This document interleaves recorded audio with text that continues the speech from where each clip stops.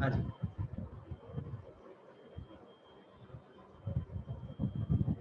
तो मैं आपको बताता बेटा, देखो अकाउंटिंग प्रोसेस वही सेम चीज़ है जो हमने यहाँ पे डिस्कस करी थी। सबसे पहले क्या था, आइडेंटिफिकेशन और मेजरमेंट ऑफ फाइनेंशियल ट्रांजैक्शंस। तो उसी को देखो यहाँ पे कैसे लिख दिया, फाइनेंशियल ट्रांजैक्शंस एंड इवेंट्स। चीज़ वही है, बस नाम दूसरी तरीके से लिख दिया है।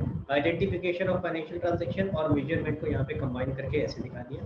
थर्ड स्टेप क्या होता था, रिकॉर्डिंग, फिर उसके बाद क्लासीफाइंग एंड समराइजिंग। तो देखो रिकॉर्डिंग, फिर ये क्लासीफाइंग और फिर समराइजिंग। देखो ये स्टेप्स है कि नहीं है, ये थे ना। उसके बाद अगला क्या था, एनालिसिस एंड इंटरप्रिटेशन, और उसके बाद कम्युनिकेशन। बताओ यार, हद है क्या, ऐसे घूम फिर के यूटर्न मार के कहाँ लेके चले गए डायग्राम। सीधा सीधा डायग्राम नहीं बना सकते थे, देखना यार कितना आसान सा डायग्राम है, उसको कितना कॉम्प्लिकेट बना दिया। पहली बार जब मैंने भी देखा ना, मैंने कहा यार ये पता नहीं क्या डायग्राम है यार, है कुछ नहीं, जबरदस्ती जगह बचाने के लिए इन्होंने इस तरीके से दिया। ठीक है गाइस, तो आपको प्लीज ऐसे डायग्राम नहीं बनाना है। ठीक है, कि चलो बुक में ऐसे बनाया तो मेरे को भी ऐसे बनाना है, बिल्कुल नहीं। सीधा सीधा डायग्राम बनाओ, इजीली समझ में आए। Clear guys? ठीक है, अब जरा ध्यान से देखिए। मैंने आपको बताया कि रिकॉर्डिंग कहाँ पे करते हैं, रिकॉर्डिंग के आगे मैंने क्या लिखा था, तो मैं एक जने को जरा अनम्यूट कर रहा हूँ, ईशा आपको अनम्यूट कर रहा हूँ बेटा। मैंने बताया था रिकॉर्डिंग के आगे डैश डाल के लिखा था, रिकॉर्डिंग का मतलब हम रिकॉर्डिंग कहाँ पे करते हैं, जर्नल। जर्नल पे। तो देखो यहाँ पे लिखा है ना जर्नल, रिकॉर्डिंग में आगे यहाँ पे।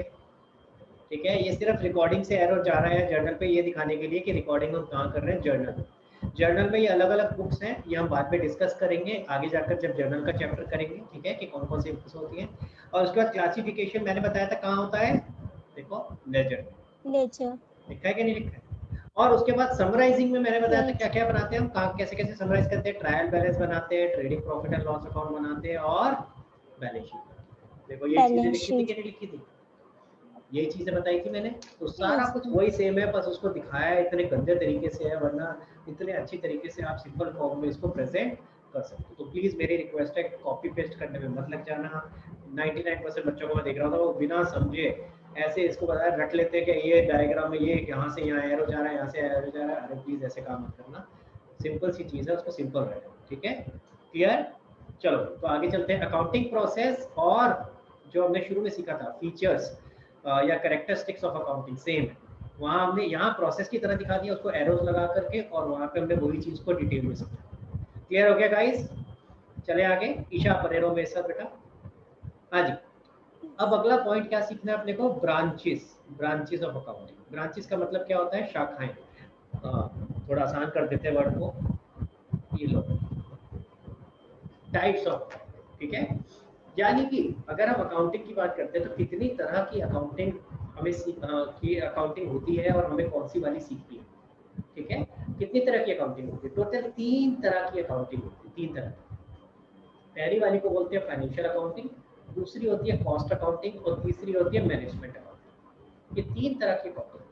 अभी जो आप मेरे साथ सीख रहे हो, this is called financial accounting. क्या बोलते हैं इसको ईशा? फाइनेंशियल आपके अकाउंटिंग। पास बुक पड़ी है बेटा पास में? सब लोगों को बोल रहा हूँ बेटा, चेक यस। करो अगर आपके पास बुक है तो। बुक है आपके पास यस। तो जरा बुक को उठाओ, बुक पे देखो जरा, ढूंढो कहीं लिखा हुआ मिल रहा है फाइनेंशियल अकाउंटिंग। देखो फ्रंट में शुरू में कवर पे यस लिखा सर। होगा, मिल गया? नाम दिया होगा डबल एंट्री बुक कीपिंग, और उसके साइड में ऊपर नीचे कहीं ना कहीं लिखा होगा फाइनेंशियल अकाउंटिंग। यस सर, नीचे लिखा है नीचे लिखा हुआ है financial. Financial accounting, very good. तो यानी ये बता रहा है आपको कि हम आपको अभी क्या सिखा रहे हैं, फाइनेंशियल अकाउंटिंग। फाइनेंशियल अकाउंटिंग किस चीज को डील करता है, प्रिपरेशन ऑफ फाइनेंशियल स्टेटमेंट्स। ठीक है, फाइनेंशियल अकाउंटिंग किस चीज को डील करता है, ये एक ऐसी ब्रांच है अकाउंटिंग की जो कि डील करता है प्रिपरेशन ऑफ फाइनेंशियल स्टेटमेंट को, यानी फाइनेंशियल स्टेटमेंट को बनाना सिखाता है। तो आप अभी क्या सीख रहे हो, फाइनेंशियल अकाउंटिंग। आप सीख रहे हो कि फाइनेंशियल स्टेटमेंट्स को कैसे बनाते हैं। समझ आया Isha? Clear? Yes okay. Sir. Cost accounting क्या होता है, कॉस्ट अकाउंटिंग में आप सीखोगे कॉस्ट पर यूनिट कैसे कंप्यूट करते हैं। ठीक है, कॉस्ट पर यूनिट कैसे कंप्यूट करते हैं, उसमें कौन कौन से एलिमेंट्स को हमें कंसीडर करना चाहिए, कौन से एलिमेंट्स को छोड़ना चाहिए। तो मैं लिख सकता हूँ computation of cost per unit. तो कॉस्ट अकाउंटिंग किस चीज से डील करता है इससे। जैसे फॉर एग्जांपल जो मैन्युफैक्चरिंग कंसर्न्स होती है, ध्यान से सुनना मेरी बात, जो मैन्युफैक्चरिंग कंसर्न्स होती है, कोई भी आप एग्जांपल ले सकते हो, जैसे कोका कोला, ठीक है, कोका कोला को मैन्युफैक्चर करता है, ठीक है। तो कोई भी ऐसी कंपनी जो कुछ मैन्युफैक्चर कर रही है, दो तरह के बिजनेस होते हैं ना, या तो मैं कुछ बना करके बेचता हूँ या बना बनाया मैंने किसी से खरीदा और बेचा। अगर मैं कुछ बना के बेचता हूँ तो उसे मैन्युफैक्चरिंग बोलते हैं, और अगर मैं किसी से खरीद के बेच रहा हूँ तो उसे ट्रेडिंग कहते हैं। तो अगर मैं मैन्युफैक्चरिंग की बात कर रहा हूँ कि अगर कोई मैन्युफैक्चरिंग कंसर्न है तो उसको ये बहुत इंपॉर्टेंट उसके लिए फैक्टर है कि उसका पर यूनिट कॉस्ट कितना है, उसके एक यूनिट में जो भी वो प्रोड्यूस कर रहा है उसका पर यूनिट क्या कॉस्ट पड़ रहा है, क्योंकि उसी हिसाब से उसको आगे सेल प्राइस डिटरमाइन करना है। समझ आ रहा है? क्लियर? Yes. तो उसके लिए ये अकाउंटिंग बहुत इंपॉर्टेंट हो जाती है, क्योंकि वो हेल्प करती है डिटरमाइन करने में कि पर यूनिट कॉस्ट क्या है। क्लियर हो गया? जो पहला वाला है, अभी थर्ड पे भी आता हूँ, जो पहला वाला है जो फाइनेंशियल अकाउंटिंग, ये तो आप मेरे साथ अभी सीख रहे हो 11th, ठीक है।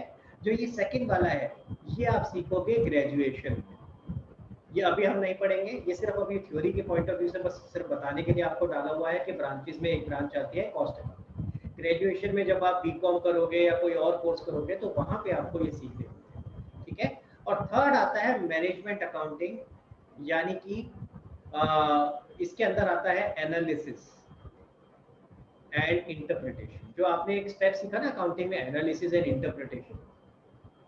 Yes. तो एनालिसिस करें कैसे, ठीक है, वो उसके क्या क्या टूल्स होते हैं, ये सारी चीजें इस स्टेप में आती है जिसको बोलते हैं मैनेजमेंट अकाउंट। ये आप सीखोगे 12th में आपकी एक बुक आएगी जिसको बोलेंगे एनालिसिस ऑफ कंपनी अकाउंट्स, ठीक है। तो वहाँ एनालिसिस में हम यही सिखाएंगे आपको कि किस तरीके से फाइनेंशियल रिकॉर्ड्स को पढ़ते हैं, कैसे क्या क्या टूल्स होते हैं जिससे हम बता पाएंगे कि हमारी परफॉर्मेंस कैसी रही as compare to other years या as compare to any other company. Clear हुआ? तो आप सिंपल टर्म्स में अगर हम बात करें तो कितने तरह की अकाउंटिंग है? 3 तरह की अकाउंटिंग है। एक अकाउंटिंग अभी इस साल पढ़ रहे हैं, एक अगले साल पढ़ेंगे, और एक तरह की अकाउंटिंग हम ग्रेजुएशन में सीखेंगे। क्लियर है गाइस? ठीक है, कौन कौन सी हो गई? फाइनेंशियल अकाउंटिंग, कॉस्ट अकाउंटिंग और मैनेजमेंट अकाउंटिंग। Management. ठीक है, मैंने आसान भाषा में समझाने की कोशिश करी है बेटा आपको। ये आप पढ़ के रखना, फिर मैं अब आगे चलता हूँ, या आपको की लाइन दिखा देता हूँ जो कीवर्ड्स है। फाइनेंशियल अकाउंटिंग क्या कहता है देखो, which records financial transaction and event, summarizes, interprets them before commencement, before communicating the results. यानी यहाँ से हमें पता चलता है, हम जो मैंने आपको क्या बोला, ये किससे डील करता है? फाइनेंशियल स्टेटमेंट बनाने से, और यहाँ से हमें प्रॉफिट और लॉस पता चलेगा कि क्या प्रॉफिट और लॉस आपने अर्न किया। कॉस्ट अकाउंटिंग इस चीज से कंसर्न है, एसर्टेनिंग कॉस्ट ऑफ प्रोडक्ट, कि प्रोडक्ट की कॉस्ट क्या है, उसके अंदर क्या क्या इंक्लूड करे, क्या इंक्लूड करे क्या नहीं करे। समझ में आ रही है बात? और मैनेजमेंट अकाउंटिंग Yes. क्या है?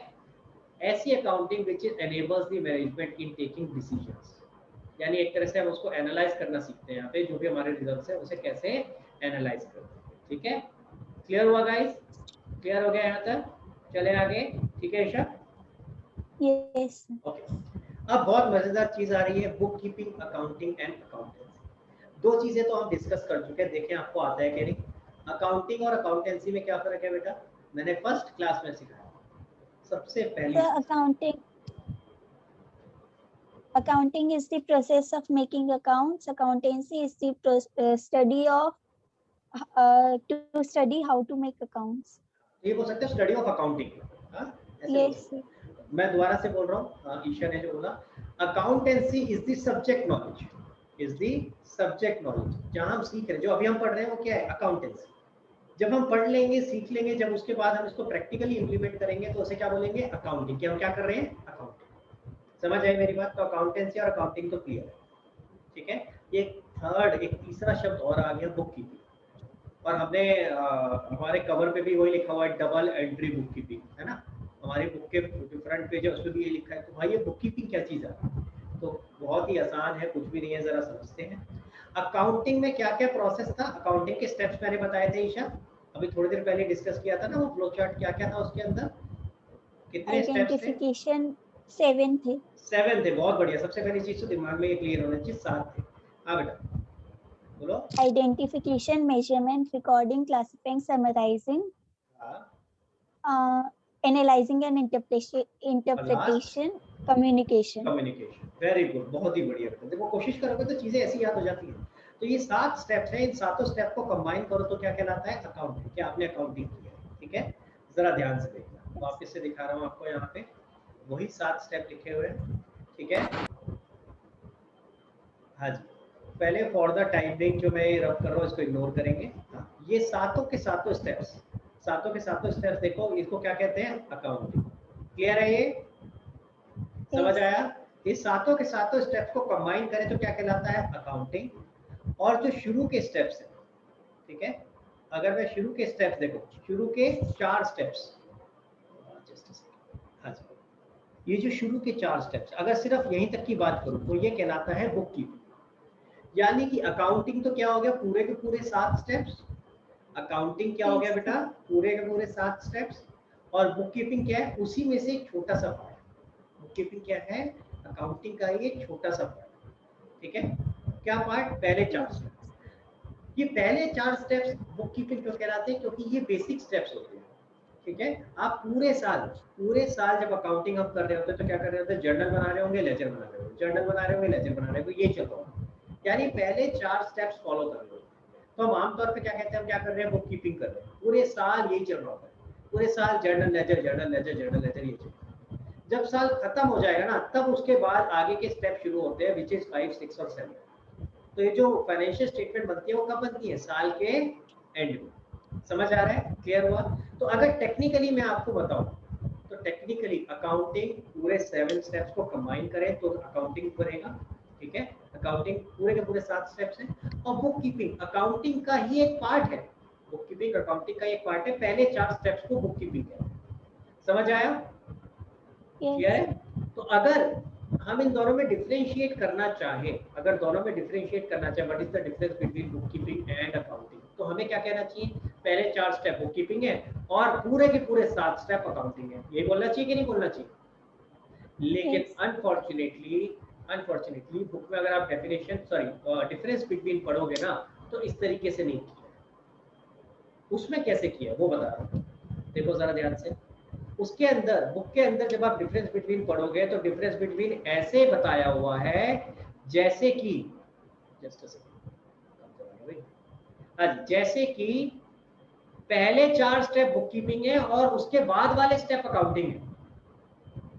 समझ में आ रहा है? Clear? Which is not fully Yes. Correct, which is not fully correct. मैं हमेशा जब भी बच्चों के साथ ये पढ़ रहा होता हूँ तो मैं हमेशा कहता हूँ यार ये ना थोड़ा टेक्निकली गलत दिख रहा होगा। हमें क्या बोलना चाहिए? पहले पूरे सातों के सातों स्टेप्स को मिलाओ तो अकाउंटिंग बनेगा। और अगर शुरू की सिर्फ 4 स्टेप्स तक देखोगे तो बुक कीपिंग, यानी book keeping is a part of accounting. लेकिन जब भी आप डिफरेंस बिटवीन में पढ़ाता हूँ तो ये बड़ा कॉन्ट्राडिक्टरी सा हो जाता है, क्योंकि वहाँ थोड़ा ठीक तरीके से डिफरेंस नहीं लिखा हुआ। वहाँ ऐसे लिखा हुआ है जैसे पहले 4 स्टेप्स बुक कीपिंग है और उसके बाद अकाउंटिंग शुरू होती है। अरे अकाउंटिंग तो स्टेप नंबर 1 से ही शुरू हो जाती है। समझ आ रहा है? तो जब आप डिफरेंस बिटवीन आपके पास आता है, अब अनफॉर्चुनेटली जो बुक में लिखा है तो उसी तरीके से याद करना पड़ेगा। पर मेरा क्या नाम है, फर्ज है कि मैं आपको दोनों चीजें बताऊं कि क्या ठीक है क्या गलत है वो भी बताऊं और फिर आपको याद करने का तरीका भी बताऊं। ठीक है, तो याद करने का तरीका क्या है? जब भी डिफरेंस बिटवीन आएगा तो आप ध्यान रखना ऐसे लिखना है जैसे कि पहले 4 पार्ट बुक कीपिंग है और 5, 6, 7 जो बाद के 3 पार्ट है ये अकाउंटिंग। ये मान के चलो। समझ आई मेरी बात ईशा? क्लियर? तो जरा एक बार देखते हैं। Yes, sir. देखिए जरा क्या लिखा है आपके सामने है। देखो खुद यहाँ क्या कह रहा है? Bookkeeping is a part of accounting, जो मैंने भी अभी आपको बोला कि book keeping is a part of accounting. ठीक है, और क्या क्या आता है उसमें? आइडेंटिफिकेशन, मेजरमेंट, रिकॉर्डिंग और क्लासिफाइंग तक जो पहले 4 स्टेप हैं ये क्या कहलाते हैं? Book keeping. समझ आ रहा है गाइस? सबको क्लियर है प्लीज? Yes. चलो आगे। ओके, अब जरा आगे बढ़ते हैं। अब जरा मैं डिफरेंस बिटवीन पे आता हूँ। अब अगर आप डिफरेंस बिटवीन करोगे तो मैंने क्या बताया कैसे सोचना है डिफरेंस बिटवीन में, कि पहले 4 पार्ट आपके बुक कीपिंग है और 5, 6, 7 अकाउंटिंग है। ऐसे सोच के चलो तभी समझ आएगा, वरना गलत लगेगा। देखो क्या कह रहा है? Bookkeeping is concerned with identifying financial transaction, यानी identification, measurement, recording and classifying. वही बोल रहा है पहले 4 स्टेप। Yes. ठीक है, अब जरा आगे बढ़ना। Accounting is concerned with summarising, interpreting and communicating. क्या ये ठीक है? टेक्निकली गलत है? अकाउंटिंग इज कंसर्न्ड विद, पहले ये सारे के सारे क्या नाम है, चारों के चारों स्टेप होने चाहिए थे, उसके बाद ये 3 और एक्स्ट्रा होने चाहिए थे, या ऐसे लिखना चाहिए था, accounting is also concerned with. समझ आ रहा है मेरी बात? तो टेक्निकली Yes. लैंग्वेज थोड़ी सी यहाँ डिफरेंस बिटवीन समझाते वक्त गलत यूज कर, पॉइंट समझ आया? तो आपको फिलहाल याद कैसे करना है, ये मान के चलना जब डिफरेंस बिटवीन कर रहे हो कि ऊपर वाला पार्ट बुक कीपिंग है और नीचे वाला अकाउंटिंग। ठीक है, चलो अगला देखते हैं। Book keeping is primary stage, पहला स्टेज बुक कीपिंग है। अब अगेन मान के चलना कि अकाउंटिंग क्या है, उससे आगे वाला पार्ट तो क्या हो गया, second stage. Clear? Yes. Objective क्या है बुक कीपिंग का? ऑब्जेक्टिव क्या होता है? सिस्टमेटिक रिकॉर्ड रखना। भाई हम क्या कर रहे हैं, मैंने क्या बताया, बुक कीपिंग में जो पहले 4 स्टेप है ये पूरे साल हम कर रहे होते हैं, बस क्या कर रहे हैं, रिकॉर्ड ही तो रख रहे हैं। अगर आप उस समय मेरे से पूछो क्या प्रॉफिट कमाया, मैं नहीं बता सकता। जब तक मैं आगे के स्टेप्स नहीं करूंगा, फाइनेंशियल स्टेटमेंट नहीं बनाऊंगा, मैं प्रॉफिट नहीं बता पाऊंगा। अपने मेरे बिजनेस में क्या प्रॉफिट हुआ, लॉस हुआ, ये सब नहीं बता सकता। समझ आ रही है मेरी बात? क्लियर? Yes. तो यानी कि पहले 4 स्टेप्स में मेरा ऑब्जेक्टिव क्या है, जब मैं कर रहा हूँ सिर्फ अकाउंट्स मेंटेन करना। जब वो पूरा साल खत्म हो जाएगा तब मैं आगे के स्टेप्स करूंगा, तब मैं आपको उसके रिजल्ट भी बता पाऊंगा कि हमें प्रॉफिट हुआ या लॉस। समझ आ रहा है? तो यानी एक तरह से हम कह सकते हैं कि बुक कीपिंग का ऑब्जेक्टिव क्या है, टू मेंटेन सिस्टमैटिक रिकॉर्ड। और अगर यही चीज हम आगे चले, अकाउंटिंग का ऑब्जेक्टिव क्या है, यानी आगे के जो स्टेप्स करते हैं उसमें ऑब्जेक्टिव क्या होता है, टू एसरटेन प्रॉफिट या लॉस, यानी कि नेट रिजल्ट देखना और फाइनेंशियल पोजीशन डिटरमाइन करना। समझ आ रहा है? क्लियर? Yes. ओके, आगे चलते हैं। भाई ये तो काम बुक कीपिंग वाला पूरे साल चलता रहता है, तो इसके ये काम हमारा एक रूटीन नेचर का काम हो जाता है, ये तो रेगुलर चलता रहेगा पूरे साल। लेकिन जो आगे वाला काम है वो एनालिटिकल और डायनेमिक होता है, यानी कि यहाँ पे दिमाग की जरूरत होती है। ठीक है, ये कब होगा, जब साल के एंड में जाकर के हम बैठेंगे और देखेंगे हमने क्या क्या रिकॉर्ड करा है, दिखाओ भाई, और उसके बेसिस पे प्रॉफिट या लॉस निकाल। क्लियर? क्योंकि ये आपका बुक कीपिंग वाला काम रेगुलर रूटीन नेचर का होता है, तो ये जूनियर स्टाफ भी कर लेता है जिसको ज्यादा नॉलेज नहीं है। बेसिक अकाउंटिंग की नॉलेज है, चलेगा, हो जाएगा। बेसिक नॉलेज जैसे अभी आप 11th में पढ़ रहे हो, 11th में अगर आप पढ़ लोगे अकाउंटिंग तो आप ये तो आप बड़े आराम से करोगे। ठीक है, बुक कीपिंग तो बड़े आराम से होगा। लेकिन उसके बाद आगे फाइनेंशियल स्टेटमेंट्स में किस तरीके से trading profit and loss account बनेगा, वहाँ क्या रूल्स है, वो थोड़ा सा और एनालिटिकल काम आ जाता है, तो वहाँ थोड़ा और स्पेशलाइज्ड नॉलेज की जरूरत होती है। तो वो कौन करता है, सीनियर स्टाफ, तो जूनियर स्टाफ नहीं करता है। समझ आ रही है बात? स्पेशल स्किल, मैंने बताया Yes. बुक कीपिंग तो नॉर्मल है, रूटीन नेचर की, तो ये मैकेनिकल इन नेचर है, इसके अंदर ज्यादा कुछ आपको दिमाग नहीं लगाना होता, रेगुलर एक ही चीज रिपीट हो रही होगी। ठीक है, लेकिन जब हम अकाउंटिंग की बात करें, यानी कि फाइनेंशियल स्टेटमेंट बनाने की बात करें, जो आगे के स्टेप्स हैं 5, 6 एंड 7, तो वहाँ पे दिमाग की जरूरत है। तो वहाँ पे आपके पास ये एबिलिटी होनी चाहिए टू एनालाइज एंड इंटरप्रेट। समझ आ रही है मेरी बात? क्लियर हो गया? So these are 6 differences between bookkeeping and accounting. मैं फिर से रिपीट कर रहा हूँ, हालांकि bookkeeping is a part of accounting, लेकिन जब आप डिफरेंस बिटवीन करोगे तो दिमाग में हमेशा रखना बुक कीपिंग ऊपर वाला पार्ट है और अकाउंटिंग नीचे। क्लियर है गाइस? हाँ जी, किसी को कोई डाउट Yes. यहाँ तक? प्लीज मेरे को एक बार यहाँ तक पहले बताओ थम्स अप करके कि if you are okay with this. यहाँ तक क्लियर है आप लोगों को? अगर किसी को डाउट है तो please raise your hand guys. Okay, चलिए फिर आगे चलते हैं बेटा। ये मैंने आपको बता ही दिया अकाउंटिंग वाला पार्ट। लास्ट चीज अकाउंटिंग इंफॉर्मेशन, इसके बाद भी होगा। अकाउंटिंग इंफॉर्मेशन क्या होता है? तो आपने कंप्यूटर्स पढ़ा होगा, कंप्यूटर साइंस वगैरह ये सब्जेक्ट आपका रहा होगा अब तक, है ना, काफी बार पढ़ चुके होंगे। तो वहाँ आपने पढ़ा होगा 2 वर्ड्स बोलते हैं आमतौर पे, डेटा, एक डेटा वर्ड यूज होता है और दूसरा इंफॉर्मेशन। पढ़ा है कभी ईशा? नहीं पढ़ा? सब पढ़ा होगा। अच्छा पढ़ा होगा, चलो पुरानी बात है, मैं समझा देता हूँ। डेटा होता है रॉ, डेटा का मतलब है सिर्फ नंबर्स। ठीक है, जिससे हम जिसको अगर मैं देखूं तो कुछ समझ में नहीं आएगा कि ये क्या है। और इंफॉर्मेशन का मतलब होता है उसी डेटा को, यानी उसी नंबर्स को आप एक ऐसे तरीके से रिप्रेजेंट करते हो कि सामने वाले को वो चीज समझ आए। ठीक है, तो अकाउंटिंग इंफॉर्मेशन का मतलब क्या हुआ, जो अकाउंट्स का डेटा है, आपका अकाउंटिंग डेटा है, उसको एक इस तरीके से रिप्रेजेंट करना कि जो भी सामने वाला उसको पढ़े तो उसको अच्छे से समझ में आए। This is called accounting information. समझ आ गया? क्या है? ठीक है, आगे चलते हैं जरा। अच्छा इसमें आई थिंक कहाँ चला गया, तो अकाउंटिंग इंफॉर्मेशन का एक बीच का पेज गायब है मेरे इसमें, तो फिलहाल उसको मैं छोड़ रहा हूँ, ठीक है, वो वाला हम बाद में नेक्स्ट टाइम डिस्कस कर लेंगे, मैं नेक्स्ट टाइम अलग से खींच करके इस पे डाल दूंगा, ठीक है। तो वो एक पेज का है बीच का अकाउंटिंग इन्फॉर्मेशन का, आप एक बार पढ़ के देखना चाहें, है कुछ नहीं, वो उसके फीचर्स बताए होंगे कि अकाउंटिंग इन्फॉर्मेशन के फीचर्स क्या है, ठीक है। पर otherwise Sir, next may I class, send it to you? Sorry दोबारा बोलो Isha. May I send it to you? भेजूं? नहीं आई है, बट अभी यहाँ पे वो प्रिंट नहीं आ रहा है, तो अभी मेरे को डालने में फिर टाइम लग जाएगा, तो अभी उसको छोड़ देते हैं, उसको नेक्स्ट क्लास में डिस्कस कर लेंगे अगर जरूरत होगी, वरना आप एक बार उसको पढ़ के रखना, मैं नेक्स्ट क्लास में डिस्कस कर लूंगा और जो भी डाउट होगा उसको, ठीक है। तो अभी मैं इसको छोड़ करके आगे चल रहा हूँ। तो अकाउंटिंग इन्फॉर्मेशन मैंने बता दिया आपको क्या होता है, उसके फीचर्स वगैरह दिए होंगे, वो एक बार रीड करना, नेक्स्ट क्लास में और डिटेल में डिस्कस कर लूंगा। अब उस अकाउंटिंग इन्फॉर्मेशन के यूजर्स कौन कौन है, यानी उस इन्फॉर्मेशन को कौन कौन इस्तेमाल करने वाला है। अब सोचो, अब आप एक बिजनेस कर रहे हो, बिजनेस में आपने रिकॉर्ड्स बनाए, अकाउंट्स बनाए सारे, है ना। अब वो जो अकाउंट्स आप बना रहे हो वो किस किस के काम आने वाला है, अल्टीमेटली हम ये बोल रहे हैं कि जो आपने अकाउंट्स मेंटेन करे हैं ना, सारा पूरे साल बैठ करके जो आपने अकाउंट्स बनाए हैं, वो अकाउंट्स किस किस के काम आने वाला है। तो ब्रॉडली दो लोगों के काम आने वाला है, वैसे बड़े सारे लोग हैं, उनको हमने दो कैटेगरी में डिवाइड कर दिया है, इंटरनल और एक्सटर्नल यूजर्स। फिर से रिपीट कर रहा हूँ, ध्यान से सुनना।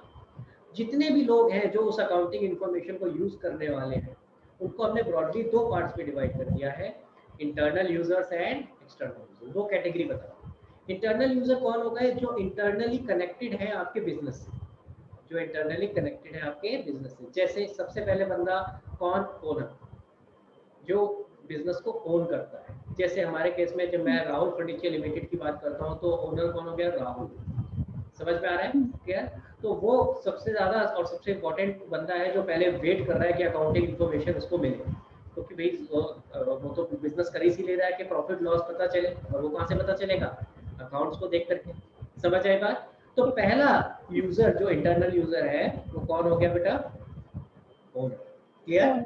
दूसरा इंटरनल यूजर कौन है, और किसको बिजनेस में जो लोग हैं उनमें और किसको जरूरत है इस अकाउंटिंग इन्फॉर्मेशन की। तो second answer comes as management. Management मैंने एग्जांपल जैसे आपको दिया था, अगर जो मेरा बिजनेस है, मैं बड़े अलग अलग शहरों में बिजनेस कर रहा हूँ, तो हर शहर पे मैंने कौन अपॉइंट कर रखा है, मैनेजर। क्लियर। तो यानी कि वो जो मैनेजर्स होंगे जो मैनेज कर रहे हैं बिजनेस को, वो भी अकाउंटिंग इन्फॉर्मेशन की वेट कर रहे होंगे। सोचो मैंने 10 स्टोर खोल रखे अलग अलग लोकेशन, तो हर मैनेजर, हर स्टोर का एक मैनेजर इंचार्ज है। 10 स्टोर है, हर स्टोर का एक इंचार्ज है मैनेजर, ठीक है। तो टोटल 10 मैनेजर हो गए हमारे 10 के 10 स्टोर पे। अब हर मैनेजर ये वेट कर रहा होगा मुझे पता चले कि इस पर्टिकुलर स्टोर पे क्या प्रॉफिट या लॉस हुआ, यहाँ के क्या खर्चे हैं, क्या इनकम है, उसको तो उससे मतलब है कि नहीं। क्लियर। तो यानी उसको भी इस अकाउंटिंग इन्फॉर्मेशन से मतलब है, उसे पता चलेगा, तभी वो आगे के डिसीजन लेगा कि हाँ मुझे कितने एम्प्लॉयज रखने हैं, कितने हटाने हैं, क्या करना है। समझ आ रही है मेरी बात। क्लियर। तो यानी कि सेकंड और कौन इंटरेस्टेड होता है इस अकाउंटिंग इन्फॉर्मेशन में, मैनेजर। अच्छा, इसके अलावा आपके बिजनेस में बड़े सारे लोग काम कर रहे होते हैं, तो उन्हें क्या कहते हैं, एम्प्लॉयज या वर्कर। एम्प्लॉय और वर्कर में फर्क पता है आपको ईशा, मैंने एक बार पहले डिस्कस किया है, if I remember correctly. Sir maybe employee वो हैं जो रेगुलरली काम करते हैं, लाइक एम्प्लॉय जो पढ़े लिखे होते हैं, और वर्कर्स जो ऐसे छोटा मोटा काम करते हैं शायद। कुछ ऐसा ही था। तो निशात बेटा आपने हैंड रेज किया, आपके पास आ रहा हूं, जरा बताओ आपके हिसाब से क्या होता है, एम्प्लॉय और वर्कर में क्या फर्क होता है। सर जो मतलब स्किल्ड लेबर होते हैं वो एम्प्लॉयज में आ जाते हैं, और वर्कर्स जिसके लिए ज्यादा स्किल नहीं चाहिए होती जिस काम के लिए, वो वर्कर। देखो आपने दोनों ने सही बोला है। निशात ने बेटा टेक्निकल वर्ड्स यूज करे, स्किल्ड और अनस्किल्ड, है ना। मैं आसान भाषा में बता देता हूँ ताकि सारे बच्चों को समझ में आए। एम्प्लॉयज वो होते हैं जो ऑफिस में काम करते हैं, यानी जो पढ़े लिखे लोग, जैसे कि निशात ने बोला बेटा कि स्किल्ड लेबर, ठीक है, जिनके पास टेक्निकल नॉलेज होती है, जो लोग किसी न किसी चीज के एक्सपर्ट होते हैं, जो ऑफिस में काम करते हैं। और वर्कर कौन हो गए, जो अनस्किल्ड लेबर होती है, यानी कि ऐसे लोग जो फैक्ट्रीज में काम कर रहे होते हैं। आपने देखा होगा सामान इधर से उधर लेके जाना, मशीनों को चलाना, तो उसके लिए आपको जो जो नॉलेज होती है अपनी, क्या नाम है, जैसे आप बोल सकते हो कि ज़्यादा पढ़े लिखे होने की जरूरत नहीं है, जैसे आपने अभी बोला, तो उस तरह की स्किल की जरूरत है, ठीक है। आपको वहाँ फिजिकल लेबर ज़्यादा करना है। ठीक है। तो यानी कि मोटा मोटा अगर समझना चाहते हो बोल सकते हैं एम्प्लॉयज हो गए जो ऑफिस में काम करते हैं, और वर्कर हो गए जो आपके फैक्ट्री में काम करते हैं। इसको एक और तरीके से भी बोलते हैं ब्लू कॉलर और वाइट कॉलर। एम्प्लॉइज हो गए जो व्हाइट Yes. कॉलर हो गए, जो ऑफिस में सफेद कलर की शर्ट आपने देखा होगा ना, सफेद कलर की शर्ट टाई पहन के आते हैं। और वर्कर कौन हो गए, जो ब्लू कलर की एक उनकी ड्रेस होती है। ब्लू कलर इसलिए बोलते हैं क्योंकि जो फैक्ट्री में लेबर काम करती है उनकी एक dress code normally blue colour का ही होता है कि सारे सबने ब्लू कलर की शर्ट पहनी। कभी आपने मूवीज वगैरह में देखा हो तो जो वर्कर्स होते हैं दिखाते हैं कि सारे सबने ब्लू कलर की शर्ट पहनी, ठीक है, इसीलिए उनको ब्लू Yes. कलर एम्प्लॉय भी कहते हैं। तो वर्क और एम्प्लॉय में ये फर्क है। अदरवाइज दोनों लोग हैं तो कौन, जो हमारे बिजनेस में काम कर रहे हैं, तो वही ना। अच्छा, ये लोग भी इंटरेस्टेड होते हैं फाइनेंशियल अपने अकाउंटिंग इन्फॉर्मेशन।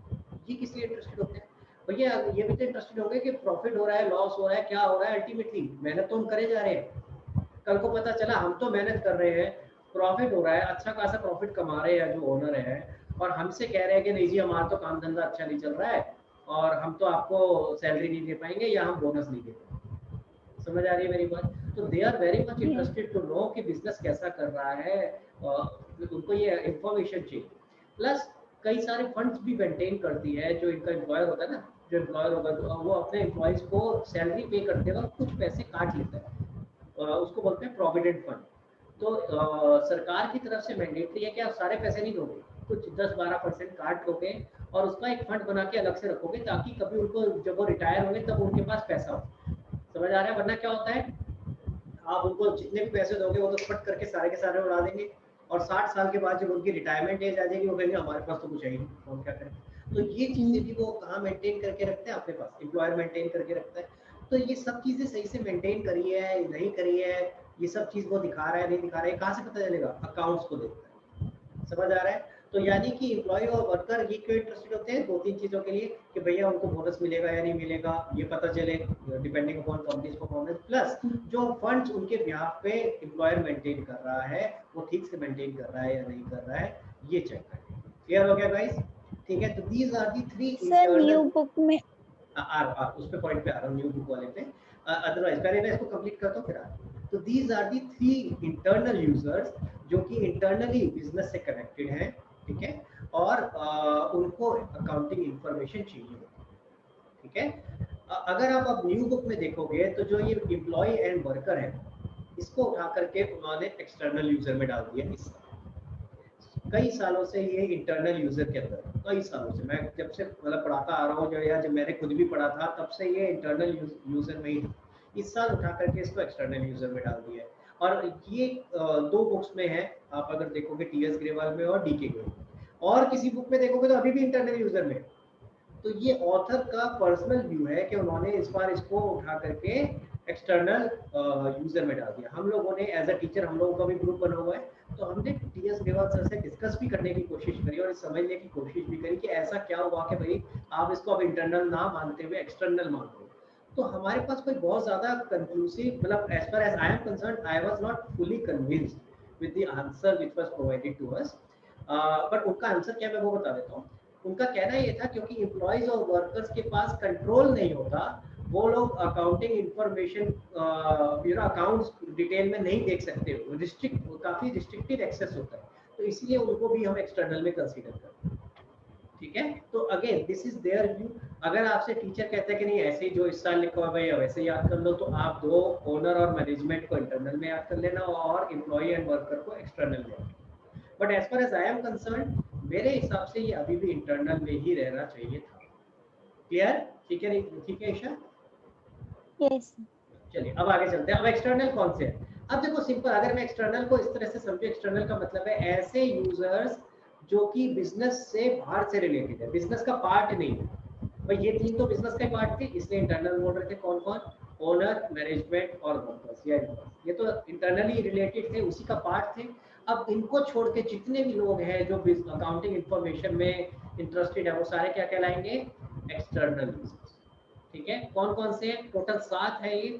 सबसे पहले बैंक और फाइनेंशियल इंस्टीट्यूशंस। ये क्यों इंटरेस्टेड होंगे आपके अकाउंटिंग इंफॉर्मेशन में? जब आप लोन लेने जाओगे बैंक के पास और कहोगे भैया मुझे लोन चाहिए, तो क्या कहेंगे? सबसे पहले फाइनेंशियल स्टेटमेंट दिखाओ, पता चले कि प्रॉफिट हो भी रहा है या नहीं।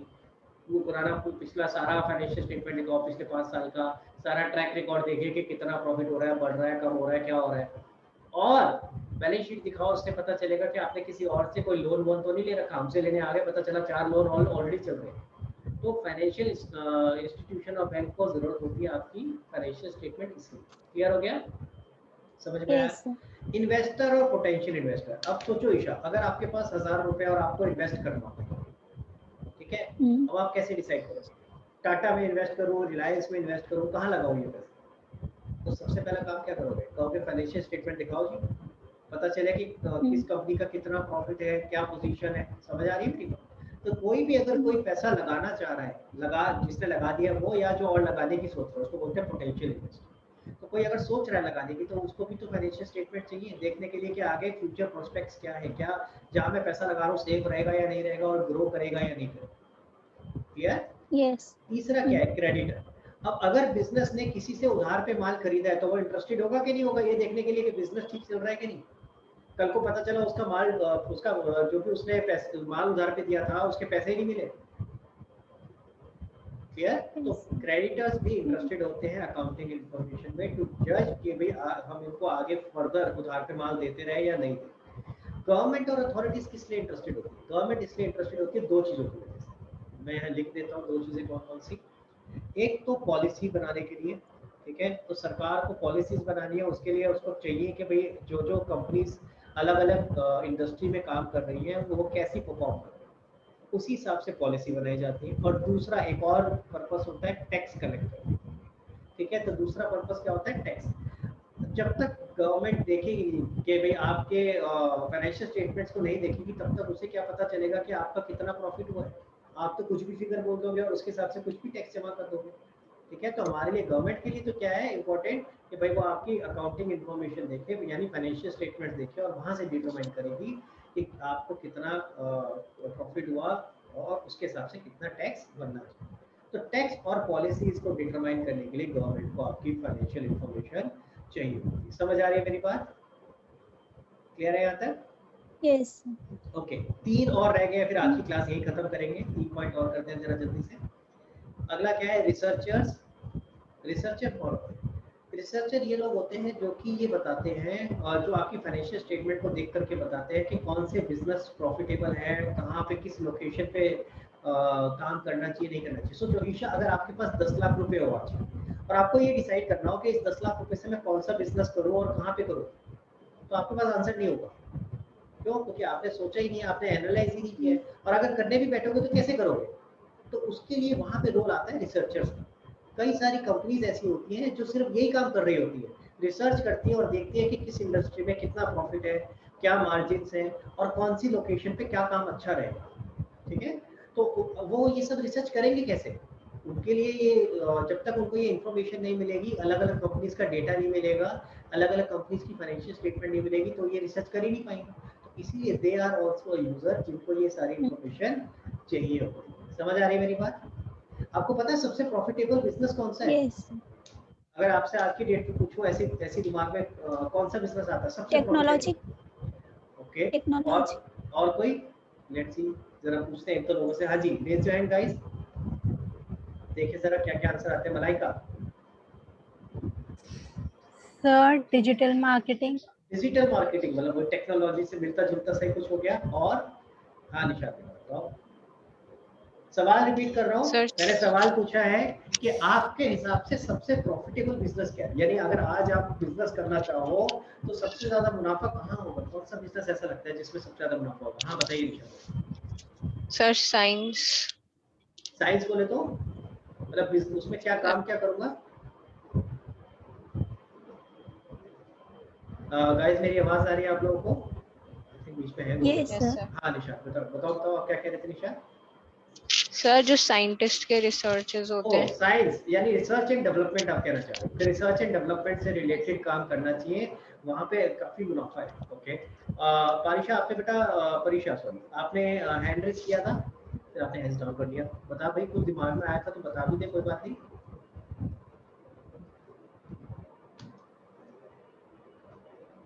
हाँ रजत। Sir accounting. अकाउंटिंग में इतना मुनाफा नहीं है सर नहीं, जैसे कि कोई स्पेशल पर्सन स्मॉल बिजनेस खोले जो दूसरे के अकाउंटिंग मतलब अकाउंट्स बनाने में हेल्प करे। हाँ, तो अब वही मैं कह रहा हूँ अकाउंटिंग का जो इसको वैसे बिजनेस की जगह क्या बोलते हैं, प्रोफेशन, जो आप सर्विसेज देते हैं। जैसे अगर एज अ चार्टेड अकाउंटेंट अगर आप किसी के अकाउंट्स बना रहे हैं तो उससे फीस लेते हो, वही कहना चाह रहे हो रजत, राइट? मैं अनम्यूट कर रहा हूँ, आप म्यूट कर दे रहे। Yes sir. हाँ, तो मैं वैसे बता रहा हूँ, मतलब उसमें मेहनत बहुत है और इतनी कमाई नहीं है। चलो मैं आगे आता हूँ और मैं एक बार परीक्षा से पूछता हूँ। हाँ परीक्षा, और बताओ, देखिए जरा आप और क्या एग्जाम आंसर देते, बताओ परीक्षा। सर टर्शियरी सेक्टर वगैरह कौन सा बेटा, थोड़ा थोड़ा जोर से बोलो, आवाज हल्की आ रही है। सर टर्शियरी सेक्टर में जैसे बैंकिंग और ट्रक्स वगैरह जो बीच में फैसिलिटेट करते हैं। ओके, तो आप कह रहे हो कि जैसे बैंक्स, फाइनेंशियल इंस्टीट्यूशंस जो बीच में मीडिएट करते हैं इन वेरियस डील्स के, जो Yes. अलग अलग डील्स होती है उनमें बीच में वो एज अ मीडिएटर करते हैं। वेरी गुड सस्लीन, तो आप लास्ट आपसे और पूछते हैं फिर आगे चलते हैं, फिर मैं बताता हूँ मेरे हिसाब से। और गाइस प्लीज अपना अपना कैमरा ऑन करो प्लीज, सबके कैमरे ऑफ होते हुए दिख रहे हैं मुझे प्लीज गाइस, बड़ा मुश्किल हो जाता है ऐसे, मजा नहीं आता फिर पढ़ने में, वैसे थ्योरी पढ़ रहे हैं हम, है ना? तो गाइस प्लीज अपने अपने कैमरा ऑन करो please guys, it's a request, please सब लोग एक बार कैमरा ऑन करेंगे। एक सेकंड से स्टीव, पहले जरा सब लोग कैमरा ऑन कर ले please guys. Tanisha, Bhavya, Smriti, please अपना अपना कैमरा ऑन करें प्लीज गाइस। 5 मिनट की बात हो रहा है, फिर उसके बाद ऑफ कर लेना। हाँ जी सर, स्टीव बताओ। Sir, according to now scenario, I think products related to health like sanitizers, masks. तो आज की डेट पे अगर मद्देनजर हम देखें तो दो चीजें हैं जो काफी लोग बोल रहे हैं। एक तो टेक्नोलॉजी, क्योंकि आप देख रहे हो सब ऑनलाइन चल रहा है ना, तो टेक्नोलॉजी काफी आगे जाने वाली है। काफी सारे लोग जो कि अभी तक इंटरनेट से घबराते थे, दूर रहते थे, अब सब इंटरनेट पे अपनी वेबसाइट बना रहे हैं, अपने सब काम डिजिटली कर रहे हैं ना। तो एक तो वो, और दूसरा क्या बोला आपने, health care sector, health sector से रिलेटेड। हाँ, चलो अभी फिलहाल की अगर मैं पोजीशन ना लूँ, अगर कोविड और ये सारी सिचुएशन ना समझूँ, अदरवाइज अगर मैं आपको बताऊँ सबसे ज़्यादा प्रॉफिटेबल बिजनेस क्या होता है? सबसे ज़्यादा प्रॉफिटेबल बिजनेस होता है गोलगप्पे। गोलगप्पे समझते हैं ना? हंस रहे यार, तो मजाक नहीं कर रहा हूँ मैं, सबसे ज़्यादा प्रॉफिटेबल बिजनेस होता है वो। कभी देखना जरा, मार्केट में जाओगे ना, अभी आजकल तो सब बंद है, अभी तो ज़्यादा इतना कोई नहीं जा रहा है, अदरवाइज अभी तो इसीलिए मैंने बोला अभी की सिचुएशन छोड़ दो, अदरवाइज कभी मार्केट में जाओगे तो जाके देखना गोलगप्पे वाले के बाहर ऐसे भीड़ लगी होती है, चारों तरफ से ऐसे घेर रखा होता है जैसे उसने पता नहीं किसी के पैसे लूट करके कहीं भाग रहा है। और फिर आवाजें आ जाती है, भैया एक गोलगप्पे मेरा इधर कम दिया है, इधर दो पहले, इधर इधर उधर चले गए तो मैं। कितनी भीड़ लगी होती है, कभी देखा है किसी गोलगप्पे वाले को खाली खड़े हुए? हमेशा ऐसे घेर करके। और पता है कितने कितने के आते हैं गोलगप्पे ईशा, किसी का आइडिया आपको? आजकल क्या रेट चल रहा है, मुझे तो आजकल का तो इतना नहीं पता, क्या चल रहा है ईशा, कुछ पता है? सब बहुत दिन औसम नहीं कर रहे। अच्छा, लास्ट जो खाए थे कुछ याद है? कुछ गेस करो, चलो कुछ भी एक रैंडम गेस। सर 3 कितने के? 10 के 3। 10 के 3? अरे मिल जाते तेरे, हमारे नहीं मिलते भाई, हमारे तो और भी महंगे मिलते हैं। हमारे यहाँ तो 5 रुपए का एक गोलगप्पा हो गया, और मेरे ये बाप रे इतना महंगा हो गया। और अगर आप उसकी कॉस्टिंग देखोगे ना, अगर कॉस्टिंग देखोगे तो it is not even 1 rupee, not even 1 रुपी, 1 रुपया भी कॉस्टिंग नहीं है। यानी आप सोचोगे more than 4 rupees per golgappa वो प्रॉफिट कमा रहा है। जस्ट इमेजिन कितना परसेंटेज हो गया। अगर मैं 1 रुपया भी मानूं तो कितना हो गया? 400%। सबसे ज्यादा आज घर जाके सब कहेंगे सर पापा क्या कर रहे हो तुम, ये कैसे क्या बिजनेस खोल रखा है, कितना परसेंट हो गया? गोलगप्पे बेचेंगे। नहीं, but on a serious note, मैं मजाक नहीं कर रहा हूँ, बहुत ज्यादा प्रॉफिट मार्जिन है उसके अंदर। लेकिन हाँ ऑब्वियसली आप उसको लार्ज स्केल पे नहीं कर सकते, एक लिमिटेड ऑडियंस रहेंगे।